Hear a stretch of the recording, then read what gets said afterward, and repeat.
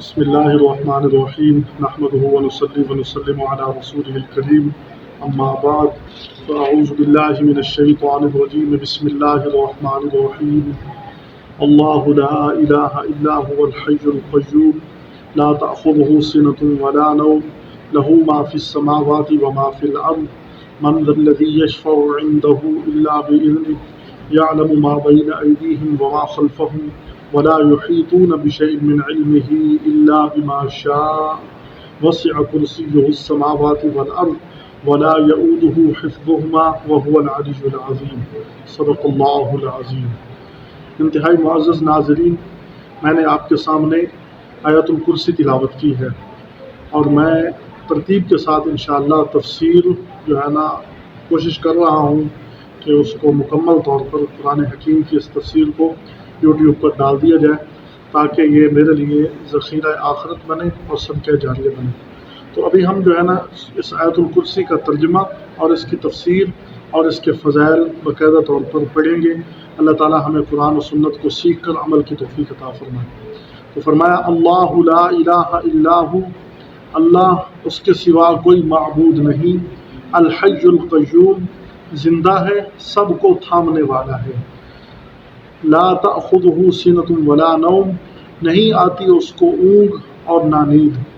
لہ ما فی السماوات وما فی الارض اسی کا ہی ہے جو کچھ آسمانوں اور زمین میں ہے، یعنی ساری کائنات اس کی ملک ہے، وہ مالک ہے۔ من ذا الذی یشفع عندہ الا باذنہ ایسا کون ہے جو سفارش کرے اس کے پاس سوائے اس کی اجازت کے، یعلم ما بین ایدیہم وما خلفہم جانتا ہے جو خلقت کے روبرو ہے اور جو کچھ ان کے پیچھے، ولا یحیطون بشیء من علمہ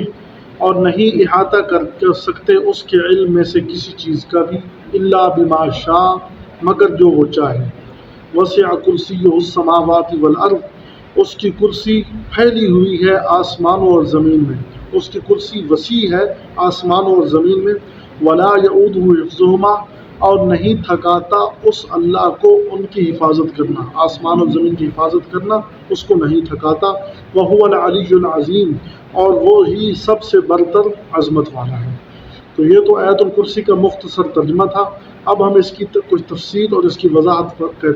پڑھتے ہیں۔ اللہ تعالی ہمیں آیت الکرسی سمجھ کر اس پر عمل کی توفیق عطا فرمائے۔ یہ آیت الکرسی قرآن مجید کی آیات میں سے خصوصی آیت ہے، یعنی اس آیت کے بہت بڑے فضائل ہیں اور احادیث مبارکہ کے اندر اس کو سب سے افضل آیات فرمایا گیا ہے۔ چنانچہ مسند احمد کی ایک روایت ہے، رسول اللہ صلی اللہ علیہ وسلم نے فرمایا کہ سب آیات سے افضل یہ آیت الکرسی ہے۔ ایک دوسری روایت میں ہے کہ رسول اللہ صلی اللہ علیہ وسلم نے ابی بن کعب رضی اللہ عنہ سے دریافت فرمایا کہ قرآن میں سے کون سی آیت سب سے عظیم ہے؟ تو ابی بن کعب رضی اللہ عنہ فرمانے لگے کہ آیت الکرسی۔ تو جناب رسول اللہ صلی اللہ علیہ وسلم نے ان کی تصدیق کرتے ہوئے ارشاد فرمایا کہ اے ابو المنذر تمہیں تمہارا علم مبارک ہو، یعنی آپ صلی اللہ علیہ وسلم نے خوشی کا اظہار فرمایا۔ جناب ابو ذر رضی اللہ عنہ وہ آپ صلی اللہ علیہ وسلم سے دریافت کرتے ہیں کہ یا رسول اللہ صلی اللہ علیہ وسلم قرآن عظیم میں سب سے عظیم تر آیت کون سی ہے؟ تو جناب رسول اللہ صلی اللہ علیہ وسلم نے ارشاد فرمایا آیت الکرسی۔ حضرت ابو ہریرہ رضی اللہ عنہ فرماتے ہیں کہ رسول اللہ صلی اللہ علیہ وسلم نے فرمایا کہ سورۃ بقرہ میں ایک آیت ہے جو سیدہ آیات القرآن ہے، سیدۃ آیات القرآن، قرآن مجید کی آیات کی وہ سردار ہے، تو جس گھر میں وہ پڑھی جاتی ہے شیطان اس گھر سے نکل جاتا ہے۔ اور نسائی شریف کی ایک روایت ہے کہ رسول اللہ صلی اللہ علیہ وسلم نے ارشاد فرمایا کہ جو شخص ہر نماز فرض کے بعد آیت الکرسی پڑھا کرے تو اس کو جنت میں داخل ہونے کے لیے بجز موت کے کوئی معنی نہیں ہوگا، یعنی مرتے ہی جنت میں داخل ہو جائے گا، جنت کے آثار اور جنت کا مشاہدہ، جنت کے آرام اس کو مرتے ہی نصیب ہو جائیں گے۔ تو یہ آیت الکرسی کے مختصر فضائل تھے۔ اب مختصر فضائل کے بعد ہم اب اس آیت الکرسی کی مختصر تفسیر کرتے ہیں۔ تو فرمایا اللہ لا الہ الا ہو، اللہ تعالیٰ کا یہ ذاتی نام ہے، اللہ تعالیٰ کے باقی صفاتی نام ہے۔ اللہ ذاتی نام ہے، خالق، الباری، المصور، یہ سارے اللہ تعالیٰ کے صفاتی نام ہیں۔ تو اللہ تعالیٰ کا یہ ذاتی نام ہے اللہ، وہ واجب الوجود ہے۔ واجب الوجود وہ ذات ہے جو ہمیشہ سے ہے، ہمیشہ باقی رہے گی، اس کا وجود واجب ہے، اس کے وجود پر زوال نہیں، وہ ہمیشہ سے ہے، ہمیشہ باقی رہے گا، واجب الوجود، اس پر کوئی زوال نہیں، ساری کائنات اسی کی ہے، وہ اللہ ہے، واجب الوجود ہے۔ فرمایا لا الہ الا ہو، کوئی معبود نہیں سوائے اللہ کے، اس کے علاوہ کوئی معبود نہیں، اس کے علاوہ کوئی عبادت کے لائق نہیں، اس کے علاوہ کسی کی عبادت کرنا انسان کی توہین ہے۔ میں ایک بات سمجھانا چاہتا ہوں، انسان اشرف المخلوقات ہے، وہ اللہ اس ساری کائنات سے برتر ہے، اللہ کے بعد سب سے اعلیٰ درجہ انسان کا ہے، اشرف المخلوقات ہے۔ اب انسان کو سجدہ کرے، یہ انسان کی توہین ہے، کیوں؟ انسان اپنے برابر والے کو سجدہ کر رہا ہے، اور اگر کسی اور مخلوق کو سجدہ کرے تو یہ انسان کسی اور مخلوق کو سجدہ کرے تو یہ تو اپنے سے کمتر کو سجدہ کر رہا ہے، انسان سب سے اعلیٰ ہو کر کمتر کو سجدہ کر رہا ہے۔ اب ایک ہی ذات باقی ہے، وہ اللہ کی ہے، تو وہی عبادت کے لائق ہے، وہی سجدے کے لائق ہے، وہی انسان کی عاجزی کے لائق ہے، انسان اسی کے سامنے عاجزی کرے۔ فرمایا لا الہ الا ہو الحی،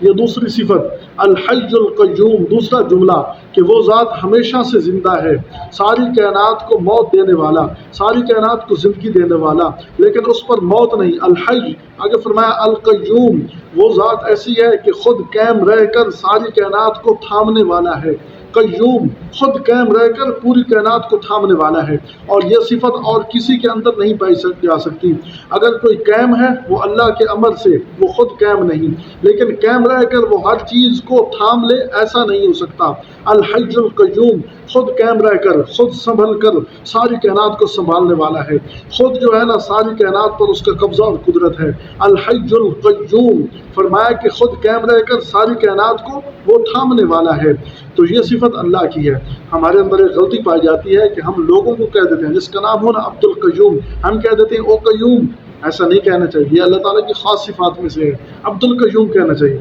عبد الحی ہے نا، ہم اس کو کہتے ہیں حی، ایک عبد الرحمن ہے، ہم اس کو کہتے ہیں الرحمن، بھئی یہ بہت غلط بات ہے، یہ گناہ کبیرہ ہے، اس لیے فرمایا کہ ایسا نہیں کرنا چاہیے، عبد القیوم کہنا چاہیے۔ آگے فرمایا لا تأخذہ سنۃ ولا نوم، جب وہ ساری کائنات کا مالک ہے، ساری کائنات کو تھامنے والا ہے، تو ہو سکتا ہے کہ اس پر اونگ آ جائے، ہو سکتا ہے اس پر نیند کے آثار طاری ہو جائیں، تو اللہ نے فرمایا اس کو اونگ بھی نہیں آتی، اس کو نیند بھی نہیں آتی، وہ اونگ سے بالا تر، نیند سے بالا تر۔ اگر اونگ آ جائے تو ساری کائنات کا نظام درہم برہم ہو جائے، اگر نیند آ جائے تو ساری کائنات کا نظام بدل جائے، درہم برہم۔ ساری کائنات کو صحیح طور پر جاننے والا وہ اللہ ہے، اللہ کے علاوہ اور کوئی نہیں، الا بما شاء، ہاں جس کو چاہے جتنا علم عطا کر دے۔ تو انبیاء کو جو علم عطا کیا اس نے اپنی مرضی سے عطا کیا، انبیاء نے جو علم ہم بتلایا، قیامت کے احوال بتلائے، جناب رسول اللہ صلی اللہ علیہ وسلم نے ہمیں احوال بتلائے، تو وہ اللہ کی عطا ہے، تو ساری کائنات کا علم اسی کے پاس ہے، جس کو جتنا چاہتا ہے وہ اللہ علم عطا کرتا ہے، الا بما شاء۔ فرمایا وسع کرسیہ السماوات والارض، فرمایا کہ اللہ تعالیٰ کی کرسی آسمان اور زمین اس کے اندر سمائے ہوئے ہیں، آسمان اور زمین پر بڑی وسیع ہے، تو اللہ تعالیٰ کرسی پر بیٹھے نہیں ہیں، یہ نہ سمجھنا، وہ وجود سے پاک ہیں، اللہ تعالیٰ جہت سے پاک ہے، اللہ تعالیٰ کسی خاص مکان میں رہنے سے پاک ہیں، تو اس کی کرسی ہے جس نے آسمان اور زمین کا احاطہ کیے ہوئے ہے۔ تو فرمایا کہ آسمان اور زمین اس کے سامنے ایسے ہیں جیسے کہ ایک روایت کے اندر آتا ہے، جناب ابو ذر غفاری رضی اللہ عنہ فرماتے ہیں، انہوں نے حضور صلی اللہ علیہ وسلم سے دریافت فرمایا کہ کرسی کیسی ہے اور کرسی کیسی ہے اور کیا ہے؟ آپ صلی اللہ علیہ وسلم نے فرمایا اس ذات کی قسم جس کے قبضے میں میری جان ہے، ساتوں آسمان اور زمین کی مثال اس کرسی کے سامنے ایسے ہے جیسے کھلے میدان کے اندر ایک انگشتری پڑی ہو، ایک چھوٹا سا چھلا پڑا ہو، ایک چھوٹی سی انگوٹھی پڑی ہو، اتنا بڑا وسیع میدان، اس کے اندر ایک چھوٹا سا گیند پڑا ہو، چھوٹا سا گیند انگشتری کے برابر، فرمایا اس طرح اس کی کرسی ہے۔ تو گویا کہ آسمان اور زمین اس اللہ تعالیٰ کی کرسی کے سامنے اتنے چھوٹے ہیں، اور پھر ایک روایت کے اندر آتا ہے کہ جو عرش ہے اس کے سامنے کرسی بھی ایسی چھوٹی ہے جیسے میدان کے اندر ایک انگوٹھی پڑی ہو۔ فرمایا وسع کرسیہ السماوات والارض ولا یؤودہ حفظہما، ساری کائنات کو جاننے والا، ساری کائنات کو تھامنے والا، ساری کائنات کو کھلانے والا، ساری کائنات کو پلانے والا، ساری کائنات کی زندگی اور موت کے فیصلے کرنے والا۔ فرمایا جب اس نے تھاما ہوا ہے تو اب ہو سکتا ہے انسان قیاس کرے کہ کبھی تھک بھی جاتا ہوگا۔ فرمایا نہیں، فرمایا کہ ان کی حفاظت کرنا اس کو تھکاتا نہیں ہے۔ ولا یعود حفظہما، آسمان و زمین میں جو کچھ ہے سب کا محافظ اللہ ہے، سب چیزوں کی حفاظت کر رہا ہے، تو ان کی حفاظت سے وہ تھکتا نہیں ہے، وہ تھکنے سے پاک ہے، وہ ہر قسم کے عیب سے پاک ہے، ہر قسم کی مجبوریوں سے پاک ہے۔ ولا یعود حفظہما وہو العلی العظیم، یہ 10واں جملہ ہے اس سورہ آیت الکرسی کے 10 جملے ہیں، تو یہ 10واں جملہ فرمایا وہو العلی، وہ عالی شان ہے، عظیم الشان ہے، اس کی شان سب سے بلند ہے، اس کی عظمت سب سے بڑی ہے، وہ عالی شان بلند مرتبے والا ہے۔ فرمایا کہ یہ اللہ تعالیٰ کی چند ایک صفات تھیں، اللہ تعالیٰ ہمیں ان صفات پر یقین رکھ کے عمل کرنے کی، قرآن و سنت پر عمل کرنے کی توفیق عطا فرمائے۔ اللہ تعالیٰ قرآن و سنت کے ساتھ ہمیشہ وابستہ رکھے۔ وما توفیقنا الا باللہ۔